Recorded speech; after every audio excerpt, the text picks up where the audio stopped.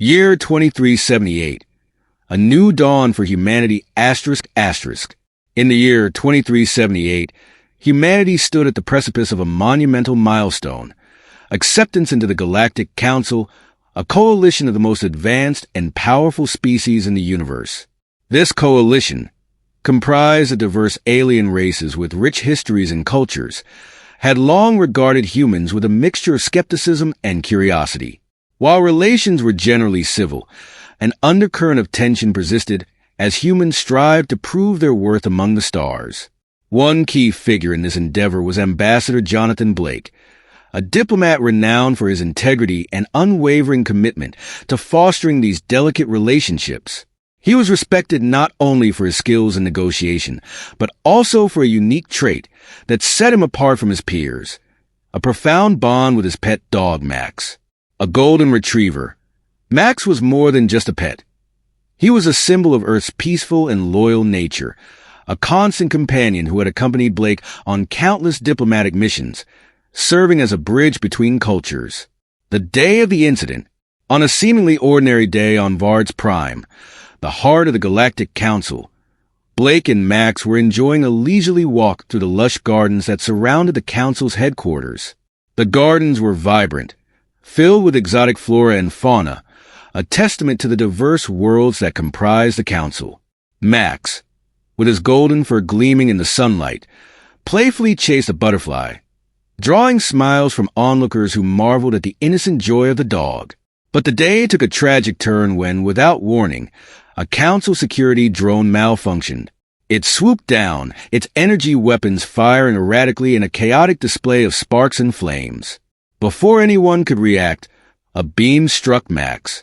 The beloved dog collapsed lifeless onto the ground. Time seemed to stop for Blake as he dropped to his knees, cradling Max's body in his arms. Tears streamed down his face as the world around him blurred, and the noise of the bustling gardens faded into a haunting silence. The Council's reaction was cold and dismissive. To them, the incident was merely a malfunction, a trivial matter that did not warrant further attention or investigation. There was no apology, no acknowledgement of the deep emotional wound inflicted upon the human diplomat. For Blake, and for all of humanity, this callousness felt like an unbearable insult. It underscored the very prejudices they had fought so hard to overcome. Reactions back on Earth. News of the tragedy spread quickly back to Earth, igniting a firestorm of outrage. The reaction was swift and unified. Grief turned to anger, and anger transformed into a resolute call for retribution. The death of Max was not viewed as an unfortunate accident, but rather as a direct affront to humanity's values and dignity.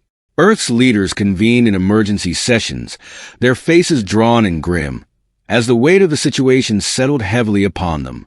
Admiral Sarah Collins, a seasoned strategist known for her sharp mind and unyielding resolve, took the lead in planning humanity's retaliation.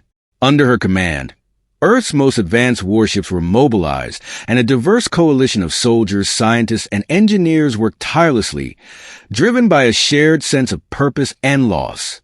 Advanced technology, developed in secret and now fully unleashed, transformed Earth's fleet into a formidable force, poised to make their presence known in the galaxy.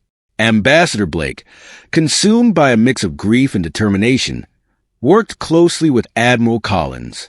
His intimate knowledge of the Council's workings provided invaluable insights into their vulnerabilities. Each strategic decision he made ached with the memory of Max, but he understood this was the only way to honor his loyal companion and protect humanity's honor.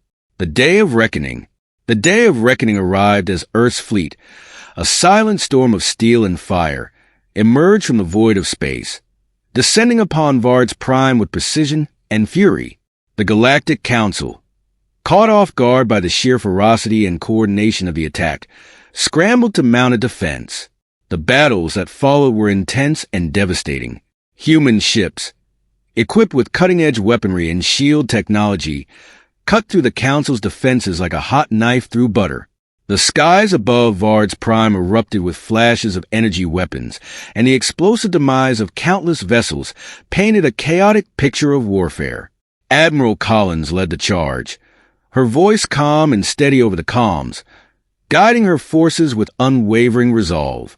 For Max, she repeated a mantra that fueled the human fighters with fierce determination. On the ground, elite human strike teams infiltrated the Council's headquarters, their presence a stark reminder of humanity's resilience. Among these teams was Ambassador Blake, his diplomatic attire replaced by battle armor. His mission was clear: confront the leaders of the Galactic Council and make them understand the cost of their arrogance. The initial strike was surgical and devastating. Earth's fleet, composed of sleek and advanced warships, descended upon Vard's Prime with an almost poetic symmetry. The assault begins. The attack commenced with a barrage of EMP pulses designed to neutralize the planet's defensive grid. In the heart of space, the human ships move like a choreographed dance, their formations impeccable, their intent unmistakable. Admiral Collins, aboard the flagship USS Retribution, surveyed the scene with grim determination. All units maintain formation, target their primary defense platforms, she commanded, her eyes sharp and focused, reflecting the fires of distant battles. Beside her on the bridge, Ambassador Blake stood, his face a mask of controlled rage. He had exchanged his diplomat's robes for the cold, unyielding armor of a soldier. The loss of Max had changed him, hardening his resolve and filling him with a singular purpose. "Admiral, we need to strike at their command center," Blake urged, his voice steady despite the turmoil within. "We must show them the consequences of their actions." "Agreed," Collins nodded, her gaze unwavering. "Prepare the ground assault teams." "We're going in." The assault teams, elite units trained in zero gravity and alien environments, descended upon the Council's headquarters. The ground shook as the dropships landed, and the troops disembarked with lethal efficiency. Blake led one of the teams, his heart heavy with the weight of what was to come. As they advanced through the labyrinthine halls of the headquarters, the once proud symbols of galactic unity echoed with the sounds of conflict. Human soldiers moved with precision, their advanced armor and weapons giving them a significant advantage. The Council's guards, though well-trained, were no match for the fury and resolve of the human invaders. Each confrontation ended swiftly as Blake's team pushed deeper into the heart of the Council's domain. A show of determination. Blake's mind was focused, his every action driven by the memory of Max and the need to honor his loyal companion. They reached the Council's Grand Hall, a vast chamber adorned with symbols of the myriad species that composed the coalition. The remaining Council members were gathered there, a mix of fear and disbelief etched on their faces as they witnessed the oncoming storm. Stepping forward, Blake locked eyes with the Council's leader, a towering figure known as High Chancellor Dean. "You disregarded what we hold dear," Blake's voice rang out, carrying the weight of his grief and anger. "You showed no remorse. Now, you will understand the price of your callousness." High Chancellor Dean, a being of immense stature and imposing presence, struggled to maintain a facade of control. "Ambassador Blake, this is madness. Cease this at once, and we can negotiate." "Negotiate?" Blake's laugh was bitter and incredulous. "You had your chance for negotiation when Max was killed, and you dismissed it as trivial." Admiral Collins, standing resolute beside Blake, added, "We're here to ensure that you understand humanity will not be treated with disdain. This is your reckoning." The tension in the hall was palpable as Council members, diverse in their forms and origins, exchanged nervous glances. They had never faced such unyielding determination or an intense show of force from a species they had long underestimated. Blake took a deep breath, steadying his voice. "We're not here to annihilate. We're here to demand respect. We want to ensure that never again will any species dismiss the values and lives we hold dear." High Chancellor Dean bowed his head, a gesture of reluctant acknowledgement. The negotiations that followed were intense, a blend of threats and concessions. Humanity demanded reparations for the loss of Max, a public apology, and a commitment to honor the values of every member species within the Council. The Council members, humbled by the show of force, had no choice but to comply. A historic apology. Ambassador Blake, his heart still heavy but his resolve unwavering, laid out the terms. First, a formal apology and acknowledgement of Max's death. Second, reparations to Earth for the emotional and political damage caused. Third, a binding agreement to ensure the protection and respect of the values and lives of all species within the Council. Recognizing the severity of their misjudgment, the Council members agreed.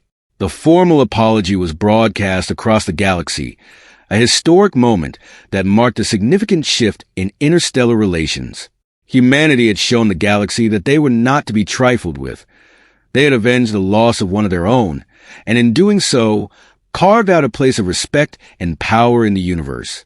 The memory of Max lived on as a testament to the fierce loyalty and unbreakable spirit of humanity. Ambassador Blake returned to Earth, carrying with him the ashes of his beloved dog. He buried them beneath a tree in his garden, a quiet spot where he and Max had often played. The inscription on the small memorial stone read, "Max, symbol of our loyalty, catalyst of our strength, a new era of leadership." Admiral Collins, now hailed as a hero, continued to lead Earth's forces. Her strategies and leadership shaped the future of humanity's place in the galaxy. She and Blake often met, their bond forged in the fires of battle, and a shared goal of securing humanity's honor. The events on Vard's Prime had far-reaching consequences, prompting a reevaluation of how the Galactic Council treated its member species. Ambassador Blake, now a revered figure, continued his work with renewed vigor. He became a voice of reason and empathy within the Council, advocating for the values that had driven humanity to take such drastic actions. His efforts, combined with the respect earned through conflict, led to significant reforms within the Council. Admiral Collins oversaw the rebuilding and expansion of Earth's fleet, ensuring that humanity remained a formidable force in the galaxy. Her leadership inspired a new generation of soldiers and leaders, all dedicated to protecting the values and lives of their fellow humans. Max's memory became a symbol of unity and strength for humanity. Schools taught children about the loyal dog whose death had sparked a movement that changed the galaxy.